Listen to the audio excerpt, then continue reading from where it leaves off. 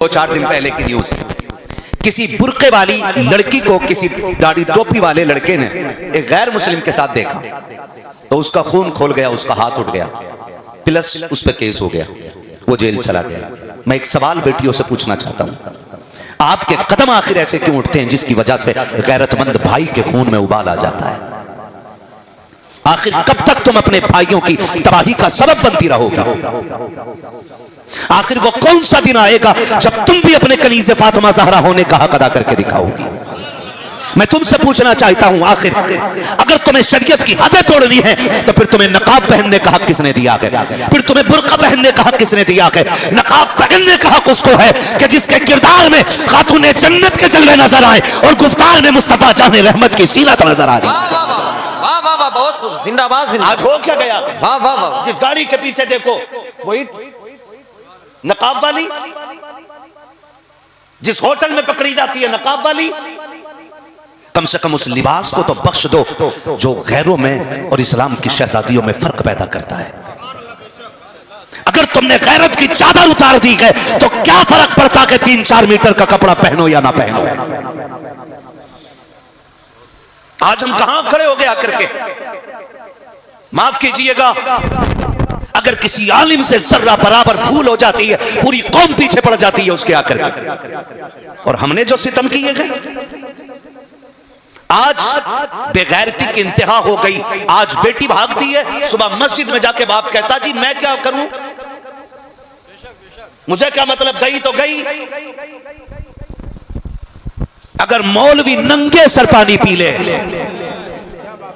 तो पूरी कौम की तबाही का मटका उसके सर फोड़ दिया जाता है कि कौम इनकी वजह से बर्बाद है। नहीं, खुदा की कसम, कौम जब बर्बाद हो रही है वो आपकी तरबियत की बुनियाद पे बर्बाद हो रही है। आज बेगैरती की इंतहाई नहीं तो क्या है कि कल रात बेटी भागी है, निकलते ही सुबह का सूरज बाप कहता है मैं क्या कर सकता था, मैंने पाला पोसा, चली गई, लो मैं ऐलान कर देता हूं, उससे मेरा कोई रिश्ता नहीं है। यह ऐलान दिखावे के लिए का किया जाता है। माफ कीजिएगा, हम इसे गैरत नहीं कहते हैं, हम तो इसे बेगैरती कहते हैं। आपकी तरबियत में यह कमी कहां से आ गई है? यकीनन ये आपके गलत लुकमों का नतीजा हो सकता है। अगर आपकी बेटी आपके मुंह पे कालिक पोत के जाती है तो खता बेटी की नहीं है, खता आपकी भी है, क्योंकि जब बेटी ने होश संभाला था आपने दुनिया और समाज के हिसाब से उसको नंगे कपड़े पहनाए थे। काश क्या की अच्छा होता जब तुमने बेटी को पहला जोड़ा ला करके दिया था तो हाफ आस्तीनों वाला नहीं, बत्तियों वाला नहीं, बनियान वाला नहीं, बल्कि फुल आस्तीन वाला, गर्दन गले वाला, पूरे सर को छुपाने वाला ला के अगर लिबास दे दिया होता और बेटी को बचपन में सिखा दे बेटी दुनिया को देख के जिंदगी ना गुजार, अगर जिंदगी गुजारनी है तो खातूने जन्नत फातिमा ज़हरा को देख के गुजारनी है। नारे तकबीर, नारे रिसालत, नारे रिसालत। हजरत अल्लामा मुफ्ती हम्माद रज़ा साहब क़िबला, वाह वाह वाह, बहुत खूब, जिंदाबाद जिंदाबाद। खुदा के वास्ते नौजवानों, कोई मौलवी आपके दरवाजे पे पहरा देने नहीं आएगा और ना ये ड्यूटी है कि नमाज भी पढ़ाए और आपके दरवाजे पे बैठ के पहरा दे। अपने घर का पहरादार आपको बनना पड़ेगा। जो गैरतें मुर्दा हो गई हैं उन्हें जिंदा करना पड़ेगा, उन्हें जिंदा करना पड़ेगा। आज से तकरीबन 25-30 साल पहले बाप की गैरत का आलम यह होता था, अगर बेटी को तलाक हो जाती थी तो 8 दिन घर से नहीं निकलता था। यह हाल होता था बाप की गैरत का। आज बाप खड़े होकर कह रहे हैं छोड़ मेरी बेटी को, तो होता कौन है? छोड़ मेरी बेटी को। इससे बड़ी बेगैरती और क्या आ सकती है? इससे बड़ी बेहयाई क्या आ सकती है? सोचे तो सही, हम या ये पूरी जमात या इतनी और लोग किसी एक बस्ती में जाके इकट्ठे हो जाएं फिर भी किसी के घर पे पहरा नहीं दे सकते। और याद रखिए, जब गैरत की दीवारें गिर जाती हैं ना तो फिर सीमेंट की दीवारों से इज्जतों की हिफाजत नहीं हुआ करती है। हाँ, अगर गैरत की सरहदें ऊंची होंगी तो फिर खुदा की कसम किसी दीवार की जरूरत नहीं पड़ सकती है। ये जरूरी है। अभी कारी साहब क़िबला ने, मौलाना मुज़क्किर साहब क़िबला ने ये अभी एक हाल बताया था एक बेटी का कि जिसके सामने कुरान की बेहुरमती करने की कोशिश की गई थी कि आज वो गैरत वाली बेटियां हैं। आज एक कलमा पढ़ने वाला कहता बहन इससे तेरा क्या रिश्ता, तो वो कहती तू होता कौन है मुझे रोकने वाला, मेरा जिस्म मेरी मर्जी। मैं जवान हूं, अपनी मर्जी की मालिक हूं। ना बेटी, तुझसे किसने कह दिया? जब तुमने कह दिया ला इलाहा इल्लल्लाह, तो ना जिस्म के तुम मालिक रहे ना जिंदगी के तुम मालिक रहे। रोटी जरूर खाओगे लेकिन जिंदगी तुम्हें मुस्तफा के फरमान के मुताबिक गुजारनी पड़ेगी। वाह वाह वाह वाह वाह वाह। ये जन्नत किसी थाली में रखा हुआ निवाला नहीं, जो जिसका हाथ पहुंचेगा उठा लेगा। जन्नत उसी को मिलेगी जिससे खुदा भी राजी होगा, मदीने वाला मुस्तफा भी राजी होगा। वाह वाह वाह वाह, जिंदाबाद जिंदाबाद। इसलिए इसे हासिल करने के लिए कुर्बानियां पेश करना पड़ेगी। आज बेटी क्या देती है? तुम कौन होते हो समझाने वाले? कौन होते हो तुम सुनाने वाले? कौन होते हो तुम रोकने वाले? मेरी मर्जी। कितनी बहनों ने सगे भाइयों के खिलाफ मुकदमा कर दिया। मेरी बेटी, तुझे गैरत का वास्ता है, जब भी तेरे कदम बहकने लग जाएं, किसी को देखना या न देखना। तेरे भाई ने पूरी जिंदगी तेरे लिए परदेश में काट दी, भले उसके इस जुदाई का ख्याल ना आए। तेरे बाप ने पूरी जिंदगी मजदूरी में इसलिए काट दी ताकि मेरी बेटी को किसी के बर्तन न धोने पड़े। भले बाप की इस कुर्बानी का तुझे ख्याल आए या ना आए, माँ ने तुझे उठा उठा के खाने खिलाए, भले माँ की ममता का तुझे पास रहे या ना रहे। अगर तेरे कदम बहकने लग जाए तो कुछ याद करना या ना करना, मगर ज़हरा के बाबा की कुर्बानियां याद कर लेना, हसनैन के नाना की कुर्बानियां याद कर लेना। अगर भूल गई हो तारीख का ये बाप तो मैं तुम्हें याद दिला दूं, तुम्हारी तो औकात कुछ भी ना थी। इसी हिंदुस्तान के अंदर तुम्हें शौहर की चिता पे जिंदा जला दिया जाता था। अगर जीने का अधिकार किसी ने दिया है तो इस्लाम ने दिया है। जब तुम पैदा होती थी तो पैदा होते ही तुम्हें कत्ल कर दिया जाता था, तुम्हें मनहूस समझा जाता था। मेरे नबी ने आकर के सैयदा कायनात, सैयदा तैयबा ताहिरा, आबिदा साकिदा तकिया नकिया, राकिया साजिदा हाफिजा कारिया, आलिमा फाजिला, सैयदा कायनात खातून जन्नत फातिमा ज़हरा को सीने से लगा के कहा था, फातिमा मेरे जिगर का टुकड़ा है। जब से आका ने कहा है फातिमा मेरे जिगर का टुकड़ा है, हर बाप बेटी को सीने से लगा के फख्र से कहता, लोगों जैसे फातिमा नबी के जिगर का टुकड़ा है, मेरी बेटी आज मेरे जिगर का टुकड़ा बन गई। वाह वाह वाह, नारे तकबीर, नारे रिसालत, उलमाए अहले सुन्नत, हजरत अल्लामा मुफ्ती हम्माद रजा साहब क़िबला, जश्ने गौसुल वरा कॉन्फ्रेंस, जश्ने दस्तार बंदी। वाह वाह वाह वाह, बड़ी इज्जत है मेरे नबी ने अता की है मेरी बेटी। और सुन, ये 5 लाख जो एक कमेटी देती है ना किसी भी मुस्लिम लड़की को भगाने का, ये 5 लाख की कोई औकात नहीं। रब ने जन्नत में तेरे लिए वो इनामात रखे हैं, तो रब को राजी करके जन्नत आ तो सही। उसकी रहमत कहती है कि अगर तुझे हूरों से हसीन ना बना दूं तो बात करना। ये तो रब की रहमत कहती है। तू काली है, तुझ पे कोई नजर नहीं डालता, तुझे निकाह के काबिल कोई नहीं समझता। वो क्या उसकी रहमत कहती है, तू मुझे सजदे करके राजी कर ले, मैं तुझे जन्नत में हुस्न अता करके राजी कर लूंगा। इससे बड़ी नेमत किधर मिलेगी? ये 5 लाख 6 लाख कितने दिन चल सकते हैं? और रिजल्ट अच्छा नहीं है, रिजल्ट अच्छा नहीं है। मेरा जिस्म मेरी मर्जी, तू होती कौन है? होती कौन है? कितनी बेटियां सोशल मीडिया पे आके रो रही हैं, हम घर आना चाहते हैं, अब्बा हमें ले लो, हमें बुला लो। कितनी बेटियों के साथ सितम होते हुए आज सोशल मीडिया का दौर है, दुनिया देख करके अंधी हो गई है।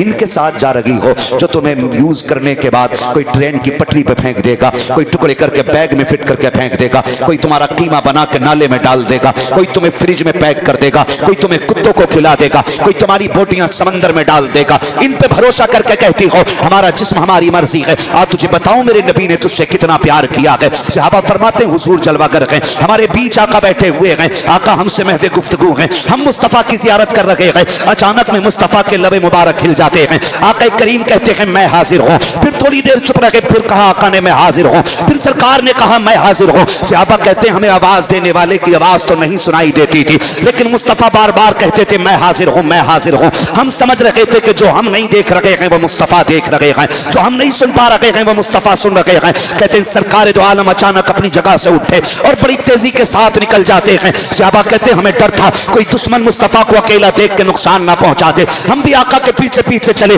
लेकिन कहते हैं सरकार की रफ्तार इतनी तेज थी कि हम आका के पीछे तो चले लेकिन सरकार नजर नहीं आए। कहते हमें रास्ते का पता नहीं। सहाबा बताओ जब रास्ते का पता नहीं है तो फिर हुजूर का पता कैसे मिला? कहते हम लंबी लंबी सांसें लेते, जिस जिस गली से खुशबू आती जाती हम अपना रुख उधर कर देते थे। नबी की खुशबू बताती थी लोगों नबी इधर से गुजर के गए हैं। तभी तो मेरे इमाम ने कहा है उनकी महल ने दिल के गुंजे खिला दिए हैं, जिस राह चल दिए हैं कूचे बसा दिए। वाह वाह वाह, बहुत खूब, जिंदाबाद जिंदाबाद। हाँ मेरी बेटी, तुझे बताऊं नबी ने कितना प्यार किया है, हुजूर ने कितना प्यार किया है। सुन, साहबा कहते हुजूर दौड़ गए, हम पीछे से दौड़ गए, हमने जाके देखा हुजूर एक दरवाजे पे खड़े, हुजूर एक दरवाजे पे खड़े। आका करीम ने दस्तक दी, कौन है दरवाजे पे? हुजूर फरमाते हैं बेटी अभी तूने कहा ना काश मेरा कोई बाप होता, मैं आ गया हूं। साहबा कहते हमने वहां नहीं सुना था, अब आका की ज़बानी सुन रहे हैं। बेटी अभी तूने कहा ना काश मेरा बाप होता, मैं आ गया हूं। उसने कहा कि अगर मेरा बाप इतना अच्छा होता तो मैं यहां ना होती। हुजूर फरमाते हैं चल तूने ये भी तो कहा था काश मेरा भाई आता। हुजूर कहते हैं मैं आ गया हूं। उसने कहा मेरा भाई अगर इतना गैरत वाला होता तो मैं यहां ना होती। का हुजूर ने फरमाया फिर तूने ये भी तो कहा था काश कोई तो हमदर्द होता। हुजूर फरमाते मैं आ गया हूं। जब इतना सुना बच्ची ने कहा दरवाजा खुला अंदर आ जाए। हुजूर अंदर तशरीफ लेके गए, बच्ची को देखा आंख में आंसू है, बेकरार है। हुजूर ने फरमाया बेटी खैर है? उसने हुजूर के चेहरे को देखा, देख के कहने लगी आज तक आपको कभी नहीं देखा, आप कौन है? हुजूर ने फरमाया मुझसे ना पूछ मैं कौन हूं, तू बता तेरी आंख में आंसू क्यों आ गए हैं? आप अंदाजा लगाइए, मेरा महबूब कहता तू बता बेटी तेरी आंख में आंसू क्यों आ गए हैं? बच्ची ने रोना शुरू किया।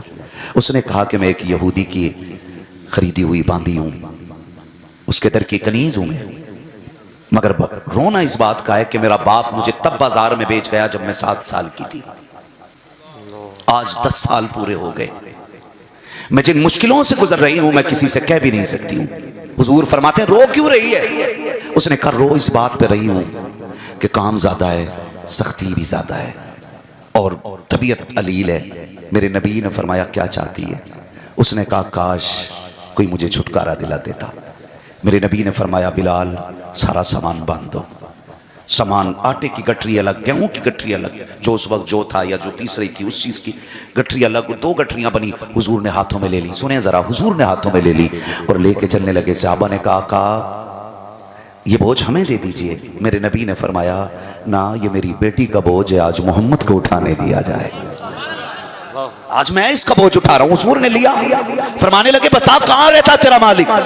बच्ची ने इशारा किया, सुने गौर के साथ, बच्ची ने इशारा किया फलां जगह पर उसकी पहाड़ी के पीछे मकान है, वहां रहता। सरकार फरमाते हैं चल बेटी वहां लेके चल। अल्लाह अकबर। बच्ची आगे आगे, सरकार पीछे पीछे, सहाबा पीछे पीछे आ रहे हैं। चलते चलते उस यहूदी के मकान के करीब तक पहुंचे। वो अपनी मकान की छत पर बैठा हुआ था, अचानक आने वालों को देखता है, आंखें मसलने लग जाता है, गौर कर रहा है। ये दूर से आने वाली एक जमात तो नजर आती है लेकिन एक चेहरे के अलावा कोई चेहरा साफ नजर क्यों नहीं आ रहा है? सारे चेहरे धुंधले हैं लेकिन एक चेहरा इतनी दूरी से भी साफ नजर आ रहा है। वो देखता रहा देखता रहा, कुछ देर हुई तो ये करीब आई जमात और इस जमात में सबसे आगे मेरे मुस्तफा जलवागर है।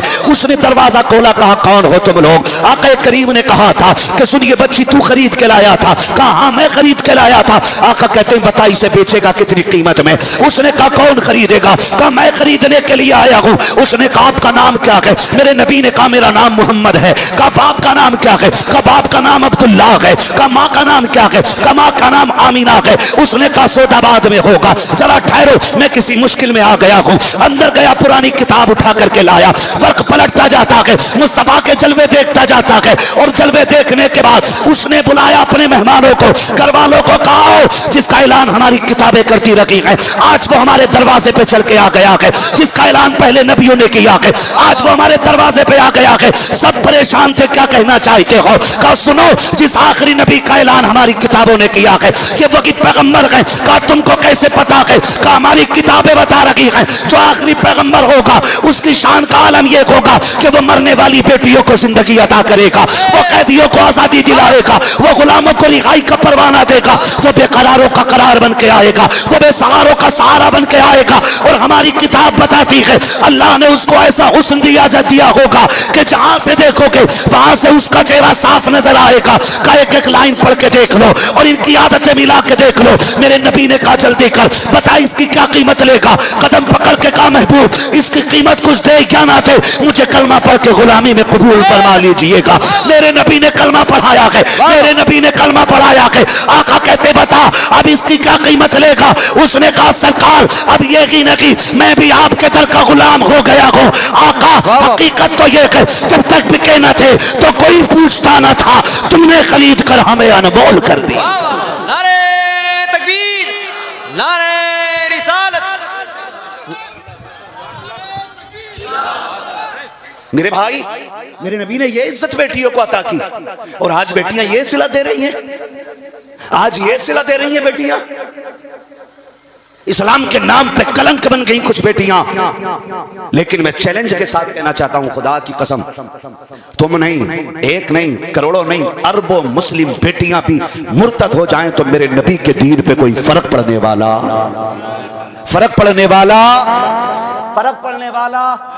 नहीं है। दीन को हमारी जरूरत नहीं, हमें दीन की जरूरत है, ये याद रखिए, हमें दीन की जरूरत है। हम अपने घरों में दीन लेकर के आए, अपनी बेटियों को कनीज़े फातिमा ज़हरा बना दें। दो हकीकतें ऐसी हैं जिससे कोई छुटकारा ही नहीं, नंबर 1 मौत, नंबर 2 कब्र। ये दो हकीकतें ऐसी हैं जिससे कोई छुटकारा। बोलो मरना है कि नहीं मरना है? बोलो मरना है ना। एक बेटी वो जो मुर्तद हो के ट्रेन की पटरी पे कटी मिली, और एक बेटी वो जिसने दीन के लिए बेटे कुर्बान कर दिए। वाह वाह वाह वाह वाह, तवज्जो है। एक बेटी वो जिसने दीन के लिए बेटी कुर्बान कर दी है। क्या दोनों की जिंदगी बराबर हो सकती है? नहीं। जो मुर्तद हो के दुनिया से गई उसकी तबाही ही तबाही है, और जिसने औलाद दीन के लिए लगा दी, खुदा की कसम रब की रहमतों ने बढ़ के उसका इस्तकबाल किया है, बढ़ के उसका इस्तकबाल किया। मुझे मानो आपसे मेरी गुजारिश है, हर भाई अपनी बहन की गैरत का पहरेदार बन जाए। बनेंगे इंशाअल्लाह, बनेंगे। हम गफलत कहां करते हैं। मैं बेटियों से भी गुजारिश करता हूं, नकाब का मतलब है जिस्म को छुपाना है जी। इसलिए तो नकाब पहना जाता है कि ताकि जिस्म की हैयत, बनावट, साख्त ये छुपी रहे। अगर नकाब इतना खूबसूरत पहना जाए कि जिसे खुद लोग मुड़ के देखें तो फिर पर्दा ही किधर रहेगा। पर्दे, नकाब सादे पहने, कपड़े ढीले ढाले पहने। बापों से गुजारिश है, आज माफ कीजिएगा, कितनी आसानी से एक बाप बेटी को बेगैरती की इजाजत दे देता है। सोच भी नहीं सकते जहां मैं कहने जा रहा हूं। नाराज तो नहीं हो रहे आप? होंगे भी तो कोई फर्क नहीं पड़ता है। मैं चाहता हूं ये कुर्सी मिली है तो इसका हक अदा होना चाहिए। चापलूसी करके, दलाली करके, झूठी बातें कह के, मजाक करके, हंस के, ठट्टे उड़ा के महफिल खत्म कर देना, अल्लाह को भी मुंह दिखाना है, अल्लाह को भी मुंह दिखाना है। हाँ, तो बहुत गौर से मेरी बात सुन मेरे भाई। कितनी आसानी से एक भाई बेगैरती की इजाजत दे देता है। पूरी जिंदगी बेटी शराफत से रहती है, समझ रहे? पूरी जिंदगी बेटी शराफत से रहती है। 18 साल के बाद भाई की शादी आ गई, उसने इतने चुस्त और फिटिंग के कपड़े पहने कि घर में किसी ने एतराज किया, ये क्यों पहने? तो पहले मां वकालत करती है, छोड़ना, शादी रोज रोज थोड़ी हो रही। हाँ, ये पहली मर्तबा बेटी को बेगैरत बनाया जा रहा है, और बाप की रजामंदी के साथ कि छोड़ना, शादी रोज रोज थोड़ी हो रही। आज तो पहनने दो, दुनिया पहन के आएगी, आज बेटी को पहनने दो। बेटी ने ऐसी बेगैरती वाले कपड़े पहने के बेटी कपड़े पहन के भी नंगी हो गई, और उसी दिन बाप और भाई की आंखों से गैरत का पानी चला गया। जिसकी उतर जाए लोई उसका क्या करेगा कोई। गैरत की चादर एक बार उतर जाए तो फिर कोई उसे गैरत के कंबल में लपेट नहीं सकता है। ये सबसे बड़ी बेगैरती है। हमने बेटियों को पहले दिन ये कपड़े पहनाए, और सितम वाला है सितम ये कि बारात आई तो इस्तकबाल के लिए बेटियों को आगे कर दिया। इससे बड़ी बर्बादी हमारी कौम के लिए और क्या हो सकती है? सोचे जरा, सोचे जरा। महबूब अलैहिस्सलाम ने फरमाया था कि मैं जब मेराज गया, मैं मेराज के सफर पे था, मैं जहन्नम का मैंने दौरा किया, मैंने जहन्नम को देखा, उसमें एक कुआं था, उस कुएं के अंदर से मैंने औरतों के चीखने की आवाज सुनी। मैंने कहा जिब्रील, ये कौन बदबख्त औरतें हैं जो इस कुएं के अंदर हैं? हजरत जिब्रील ने अर्ज की, महबूब आपकी उम्मत की ये वो औरतें हैं जो कपड़े पहन के भी नंगी नजर आया करती थी। खुद सोच लो अब किधर जाने का है। जो कपड़े पहन के भी नंगी नजर आया करती थी। मुफस्सिरीन फरमाते कपड़े पहन के नंगी नजर होने का मतलब यह है कि उनके जिस्म के आज़ा नजर आएंगे कपड़े पहनने के बाद। आज माफ कीजिए, अगर कोई शरीफ शादी, कोई इज्जत वाली पढ़ी लिखी बच्ची ढीले कपड़े पहन ले तो मेरी कौम की बिगड़ी हुई बेटियां कहती हैं देखो कैसा जाहिलों वाला लिबास है, ओल्ड फैशन है, देहाती लग रही है, अल्लड़ लग रही है, कुल्लड़ लग रही है। इतने ताने दिए जाते हैं। जब गैरतमंद बेटियां बिगड़ी हुई बच्चियों के इन तानों को सुन करके गर्दन गैरत से झुका लेती है, मसीयत का नकीब आवाज देता है, ए मेरी पारसा बंदी आज इनके ताने बर्दाश्त कर ले, आज इनकी बातें सुन ले, जब तू मेरी बारगाह में हाजिर होगी मैं तुझे वो मकाम अता करूंगा कि ये देख के दांतों में उंगलियां डालेंगी और ये अफसोस करेंगी काश हमने कल इसी बेटी की तरह नकाब पहना होता तो आज वहां भी इज्जत रह जाती, मैदान क़यामत में भी इज्जत रह जाए। वाह वाह वाह, बहुत खूब, जिंदाबाद जिंदाबाद। वाह मैं वाह उन वाह। बेटियों के साथ खड़ा हूं जो बेटियां ओल्ड मॉडल कपड़े पहनती हैं। मैं अपनी बात कर रहा हूं। वाह वाह। हाँ, नतीजा क्या निकलेगा? नए दौर के कपड़े पहन के बेटियां नंगी हो गई, बाप भी देख रहा, भाई भी देख रहा है। अब किसी में गैरत नहीं है, और जब गैरत नहीं है फिर बेटियां गई, फिर रोना किस बात का है? फिर रोना भी छोड़ दो, आंसू बहाना भी छोड़ दो। भाइयों से मेरी गुजारिश है, खुदा के वास्ते, खुदा के वास्ते, हमारे घर के झगड़े जो हमारे परिवार को तोड़ रहे हैं, हमारे खानदानी झगड़े जिन्होंने हमारे परिवार के टुकड़े कर दिए हैं, इससे बाहर निकल आओ। बाप बेटे का नहीं है, बेटा बाप का नहीं है, भाई भाई का नहीं है, माँ बेटी की नहीं है, बेटी माँ की नहीं है, हैं? और अगर दोस्ताना है भी तो कितना गलत दोस्ताना है। भाई बहन से कहती तू मेरे राज पे पर्दा डाल, मैं तेरे राज पे पर्दा डाल लूंगी। आज ये तो उम्मत को देखने थे। खुदा के वास्ते बेटों से कहना चाहूंगा बाप की ताकत बने, बेटियों से कहना चाहूंगा बाप की गैरत बने, माओ से कहना चाहूंगा औलाद की जन्नत बने, और बाप से कहना चाहूंगा औलाद की हिम्मत बन जाइएगा। सभी से मेरा इतना कहना है, बेटे बाप की ताकत बने। एक बंदा पौधा लगाता है ना, पौधा, उससे भी उम्मीद लगाता है बड़ा होगा तो फल खाने मिलेंगे, और 6 साल में वो दरख्त बड़ा हो जाता है, 6 साल में वो दरख्त बड़ा हो जाता है। फिर बंदा उसे हसरत भरी निगाह से देखता है। मुझे एक बात बताओ, अगर दरख्त आदमी उम्मीदों से लगा लेता है, जबकि 6 साल में पूरा हो जाता है, 8 साल में पूरा हो जाता है, फिर बाप बेटों को कितनी हसरतों से पालता होगा जिसका फल 25-30 साल के बाद खाने को मिलता है। सोचा कभी हमने? आज कह देता नहीं नहीं मेरी अब्बा से बनती नहीं है। अगर तेरी अब्बा से नहीं बनती तो समझ ले तेरी अल्लाह से नहीं बनती है। ये सीधी बात है। वाह वाह वाह। मैं इसलिए कहता हूं कम से कम एक बेटे को आलिम दीन बनाओ ताकि आपका बुढ़ापा अच्छा हो जाए। ये दारुल उलूम महबूब सुबहानी, ये बिला वजह की इमारत नहीं। ये जो आज 9 फारिग हुए हैं, मैं गारंटी के साथ कह सकता हूं ये फाके के साथ तो मर सकते हैं, माँ बाप की नाराजगी के साथ नहीं मर सकते हैं। पूरी गारंटी के साथ कह सकता हूं, इसलिए कि हमारा कुरान हमें इतना सिखा देता है कि मर जाना लेकिन बाप से कभी नाराजगी मोल मत लेना। कम से कम इतना तो बेटों को दे दो। हमने इंजीनियरों की औलाद भी देखी है, हमने डॉक्टर औलाद भी देखी है, हमने MBBS औलाद भी देखी है, हमने बड़े बड़े वकील देखे हैं, जजेस देखे हैं, जिनके माँ बाप को हमने बुढ़ापे में रोता देखा है। लेकिन ये 6000 रुपए कमाने वाला कुरान का हाफिज, ये 5 वक्त नमाज पढ़ा के 7000 महीने में लाने वाला हाफिज, खुदा की कसम जब घर आता है ना तो बाप खड़े होकर इस्तकबाल करके कहता बेटे भले पैसे कम लाया है लेकिन नेकियां भर भर के लाया है। सुभान अल्लाह, सुभान अल्लाह। बहुत ये सबसे बड़ी दौलत है जी, वाह वाह। ये सबसे बड़ी दौलत है। बिला वजह माँ बाप अपनी औलाद को दीन के नाम नहीं करते। असल आखिरत की जिंदगी है। कौन सी जिंदगी है बोले? जोर से है, और जोर से। पीछे वाले क्यों नहीं बोल रहे? मसला खराब है कोई, या इतनी ठंड लग गई है कि जबान नहीं खुल रही है? असल जिंदगी कौन सी है? आखिरत की जिंदगी है। अगर आखिरत की जिंदगी असल ना होती ना तो मेरा हुसैन 6 माह के असगर को कभी शहीद ना कराता। अगर आखिरत की जिंदगी असल ना होती तो सैयदा ज़ैनब ने अपने लाल दीन के लिए ना दिए होते। अगर आखिरत असल ना होती तो हजरत इमाम हसन ने अपने बेटे हजरत कासिम के गले में कुर्बानी का तमगा न टांगा होता। अगर आखिरत असल ना होती तो मेरा हुसैन अकबर के कलेजे से बर्छी ना निकालता। बता दिया इन सारी कुर्बानियों के आखिरत असल है। आखिरत जोर से असल है। अपने बच्चों को दीन के नाम कर दो। बेटों से गुजारिश है खुदारा बाप के खिलाफ कभी खड़े ना होना।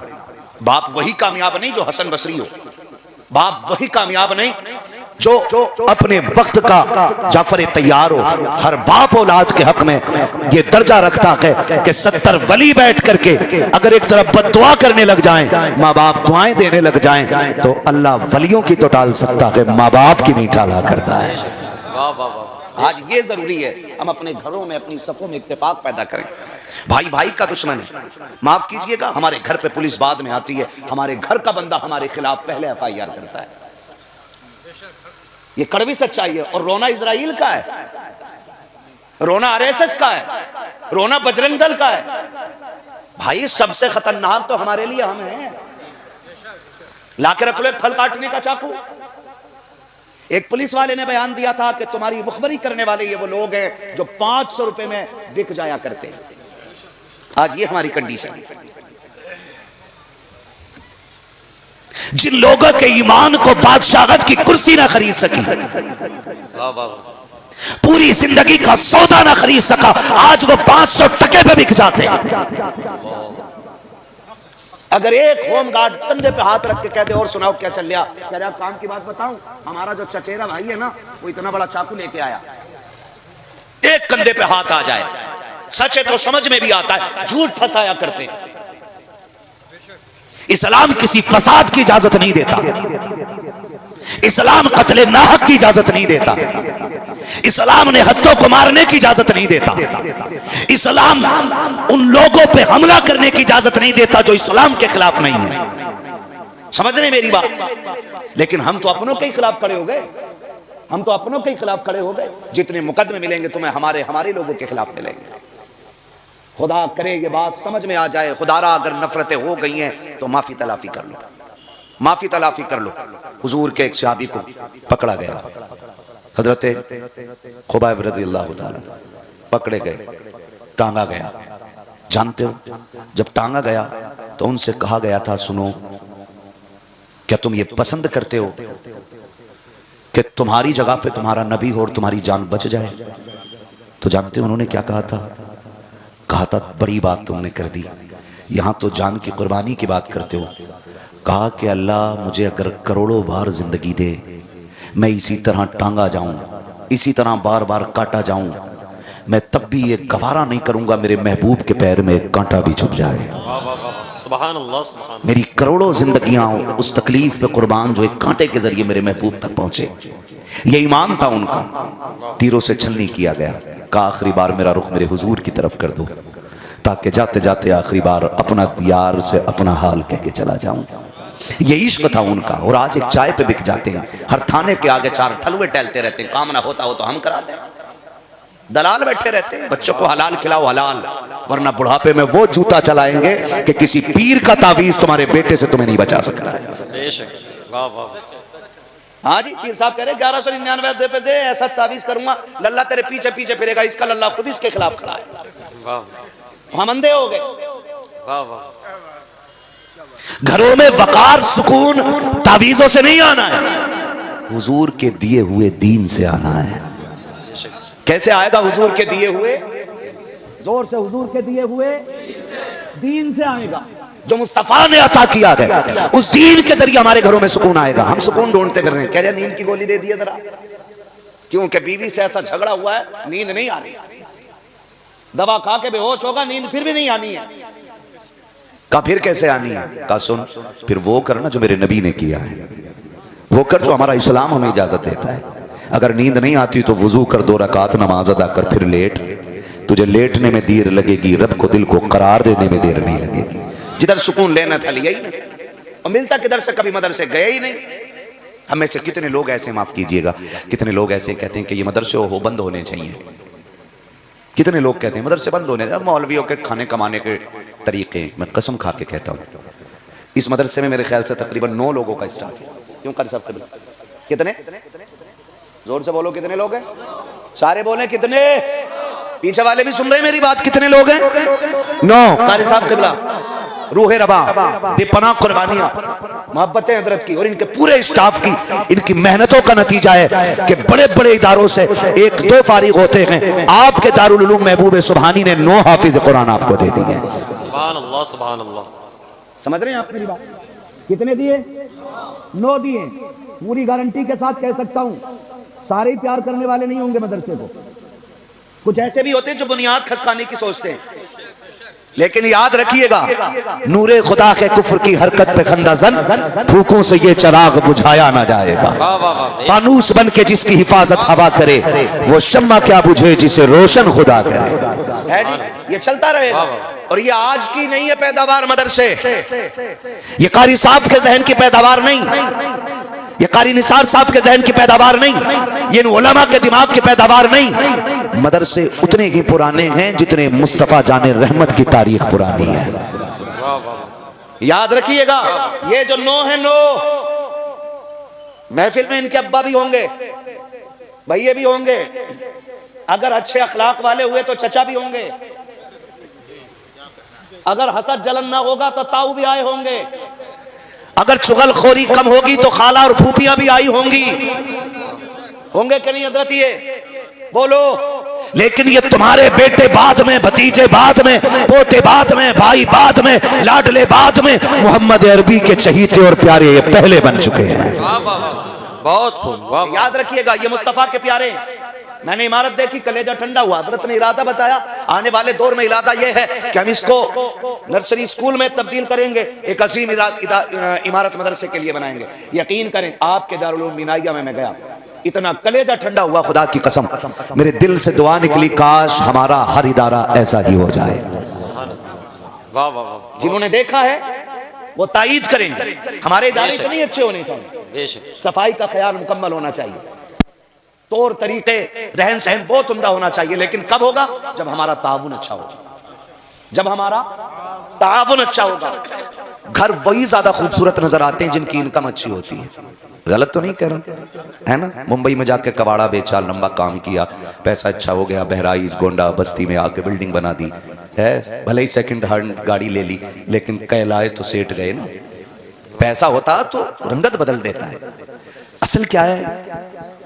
सरमाया, पैसा, इनकम, ये असर है। लेकिन माफ कीजिएगा, पहले सिर्फ ज़कात मदरसों को मिलती थी हजरत, अब तो ज़कात भी पीर साहब ले जाते हैं। एक पीर साहब को देखा, खाल इकट्ठी करते घूम रहे थे कुर्बानी की। ये दिन उम्मत को देखने थे, ये जन्नत में लेके जाएंगे जो खाले ढूंढते फिर रहे हैं। ऐसे मुरीदों की कहानी है।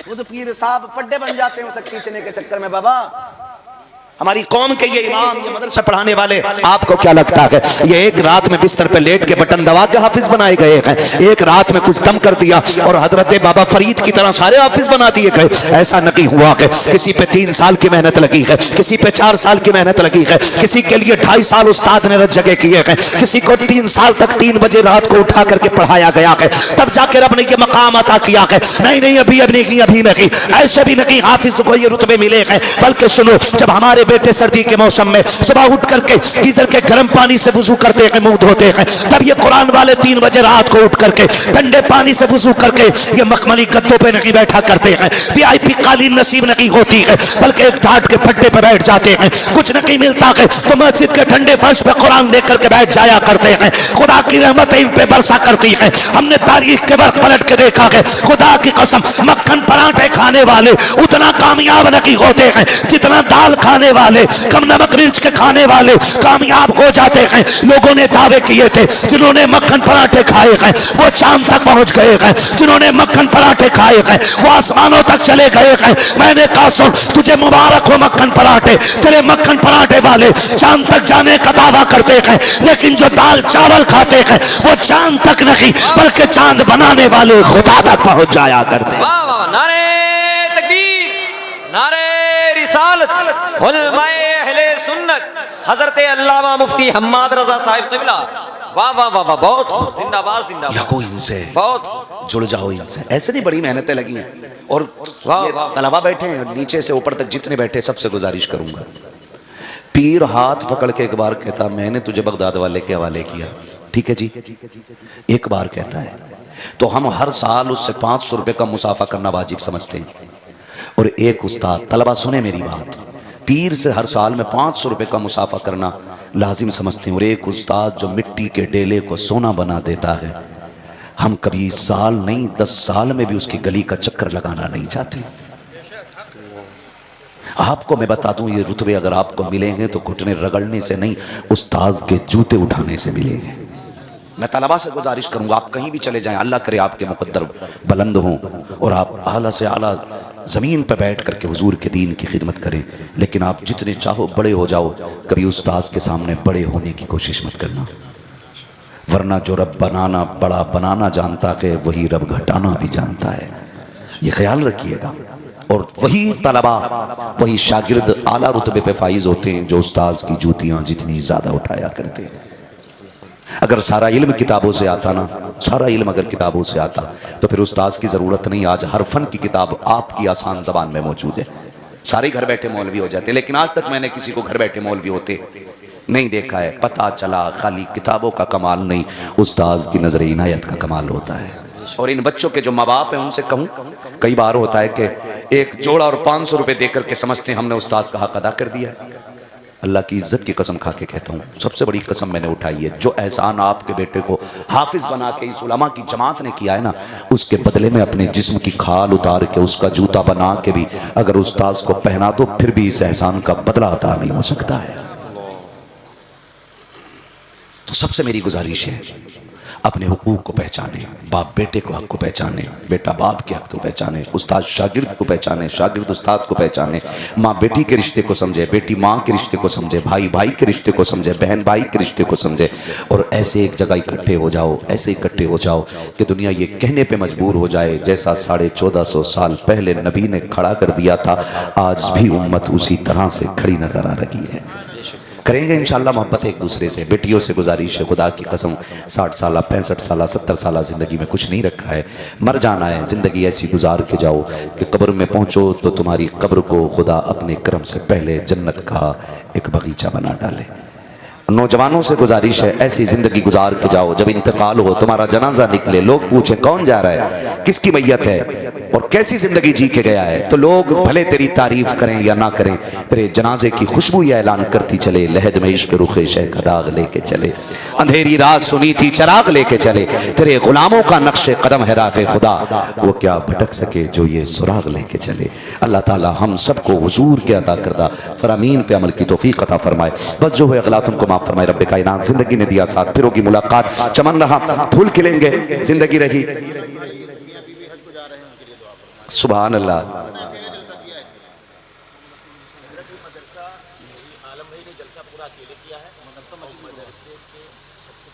किधर है आलम भाई, जलवा तो दिखाओ इनका, कौन से वाले? सुभान अल्लाह, खड़े हो जरा एक मिनट। क्या बात है, जिन्हें बुलाया है मुस्तफा ने वही मदीने को जा रहे हैं। पुराना जलसा है तो इन्होंने सोचा मदरसे को ऐड कर दें ताकि मदरसे के जलसे का खर्चा बढ़ जाए। क्या बात है, क्या बात है, क्या बात है। एक बंदा महफिल में से जरा नारा लगा दे, सुभान अल्लाह। लगाए कोई खड़े होके एक नारा। सलामत रहे, जियो आप।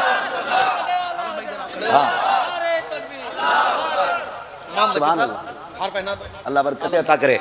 ये देखिएगा, मैं अर्ज कर दूं कि भरे समंदर सूखते नहीं, देने वाले कभी चूकते नहीं है। माशाअल्लाह हुजूर के मदीने जा रहे हैं, लेकिन इतना अच्छा काम करके जा रहे हैं। हुजूर की जालियों पे पहुंचेंगे और हुजूर कहेंगे मेरे लिए क्या लेके आया है, तो हो सकता है ये कहने महबूब तेरे कुरान के 9 हाफिज बने थे, उनके जश्न का खर्चा मैं उठा के आ गया हूँ।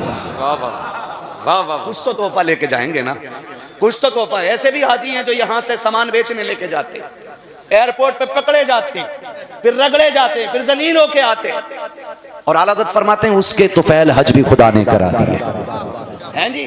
तो ये जाएंगे आलम भाई, अल्लाह आपको सलामत रखे। हुजूर के रोजे पे पहुंचोगे, हुजूर कहेंगे क्या लाया है, हुजूर तेरे मेहमान थे, नो उनका जो खर्च था वो अपनी तरफ से उठा के आया हूँ। मैं जश्न कुरान मना के आया हूँ, मैं जश्न कुरान मना के आया हूँ, और महबूब तेरे घर की जिम्मेदारी निभा के आया हूँ। काश आका कहते हैं सुन, तू अपनी जिम्मेदारी निभा के आगे आ गए, हम अपनी जिम्मेदारी निभा के तुझे वापस करेंगे। हम अपनी जिम्मेदारी निभा के वापस करेंगे, और हुजूर इनको वापस भेजें। फिर जब ये आए, फिर यहाँ रहें, तो फिर इनकी जिंदगी का हाल ये हो कि सरवर कहूँ के मालिको मौला कहूँ तुझे, बागे खलील का गुले ज़ेबा कहूँ तुझे, तेरे तो वस्फ़ बेतनाही से हैं बरी, हैरान हूँ मेरे शाह में क्या क्या कहूँ तुझे। यकीन करें आलम भाई, मैंने शेर बहुत देखे। और अल्लाह का शुक्र है मैं बचता हूँ। मुझसे कई बार मेरे अहबाब कहते हैं कि भाई फ़लाँ को फ़ोन कर लो, फ़लाँ को कर लो। मुझे घिन आती है ऐसे लोगों से जो उलमा को या किसी भी शख्स को पैसे के ज़रिए ख़रीदना चाहते हैं। हाँ, कलेजा उनके लिए खुल जाता है जो हुजूर के दीन के लिए कलेजा खोल के खड़े हो जाते हैं। हाँ, जाओ, गारंटी दे रहा हूँ, आपने लाखों करोड़ रुपए अपने ऊपर उठाए होंगे, वो सारे खर्चे में गए होंगे, लेकिन ये जो आज हुजूर के दीन पे आप लगा के जा रहे हैं, इसका सिला मदीने में भी मिलेगा और जब क़यामत में आओगे वहाँ भी इसका सिला अता किया जाएगा। हाँ जी, ये पूरी महफिल का खर्च आलम भाई ने उठाया, इन तमाम उलमा को बुलाया। सच्ची बात है कि एक तालिब इल्म किसी बस्ती से गुजर जाए, अल्लाह 40 दिन का अज़ाब उठा देता है, और जिस बस्ती में तालिब इल्म नहीं इतने सारे उलमा के कदम पड़े हों, उस बस्ती में बरकतों का आलम क्या होगा। आपको भी वजीफ़ा दे दूँ, आप सोच रहे होंगे मैं ये नहीं समझता कि यह आलम भाई का पहला और आखिरी अमल है। यकीनन ये ऐसे अमल करते रहते होंगे, इसी वजह से अल्लाह ने इनको इस लायक बनाया है। वाह वाह वाह वाह वाह। हर तिजारत में घाटा हो सकता है, लेकिन अल्लाह से की हुई तिजारत में कभी घाटा। 26 साल पहले, क्या बात है। हज़रत फरमा रहे हैं कि 26 साल पहले यहाँ जलसा हुआ था। हुजूर शारे बुखारी यहाँ तशरीफ लाए थे। अल्लामा शरीफुल हक साहब क़िबला रहमतुल्लाहि तआला अलैह यहाँ तशरीफ लाए। ये ज़मीन बड़ी बरकतों वाली ज़मीन है ना। तो मैं बात करूं तो बड़ा वक्त लग जाएगा, बस इतना कर लीजिएगा। कितने लोग अमीर बनना चाहते हैं, जरा हाथ उठा के बता दें, उठा दे जल्दी से हाथ, जितनों को अमीर बनना है। या अल्लाह जितनों ने हाथ उठाए हैं सबको इमाम ज़ैनुल आबिदीन के दर के सदक़े में अमीर बना दे। जो बात में हाथ उठा रहे हैं अल्लाह ताला उन्हें भी थोड़ा बहुत अता फरमा दे। तो बड़े होशियार लोग हैं, कुछ ने दुआ सुन के हाथ उठाए। इतने बड़े लोग बैठे हों और दुआ हो रही हो तो फिर समझ लेना बेड़ा पार होने वाला है। ऐसे लोग आमीन कहने वाले होने। फरमाया जहाँ 40 लोग होते हैं वहाँ एक वली होता है, और जहाँ 80 बैठे हों वहाँ तो 2 होंगे ना कम से कम, है ना। और जहाँ 120 बैठे हों वहाँ, जल्दी बोलो कितने हो गए? 120 में कितने? 160 में 4, है ना। तो अब अंदाजा लगा लो यहाँ कितने अल्लाह वाले बैठे होंगे। अल्लाह सबको सलामत रखे। अमीर बनना चाहते हैं तो मदरसे से जुड़ जाइएगा, ये अमीर बनने का आसान तरीका है। और मेरे वो भाई जो मैसेज डालते हैं कि बरकत नहीं हो रही है, हजरत कुछ बता दें, मैं बार बार बताता हूँ, अगर चाहते हो बरकत हो तो एक कुरान वाले का खर्चा उठा लिया करो, अल्लाह इतना देगा कि तुम्हारी नस्लों से खाया नहीं जाएगा। करेंगे इंशाअल्लाह, करेंगे। कुरान वालों से प्यार करो, अपने ईमान में मजबूत रहो, ठीक है। काश वो दिन आए हमारा इंतकाल हो तो हम ये कहते हुए जाएं, उन्हें जाना उन्हें माना, न रखा गैर से काम, लिल्लाहिल हम्द में दुनिया से मुसलमान गया। दस्तारबंदी का मंजर करीब है, सारे लोग कलमा